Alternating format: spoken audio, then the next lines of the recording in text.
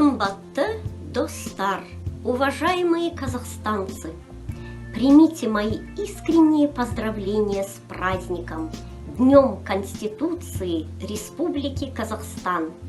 Есть множество разных законов, но Конституция – наш основной закон стабильности и мира в стране.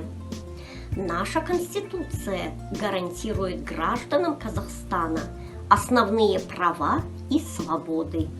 Желаю вам солнечного, мирного неба над головой, согласия, добра, уверенности в завтрашнем дне, счастья и благополучия каждой семье, успеха во всех ваших начинаниях.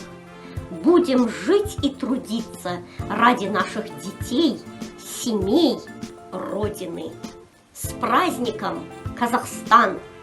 Сіздерде шын жүректен Конституция күнімен құттықтаймын.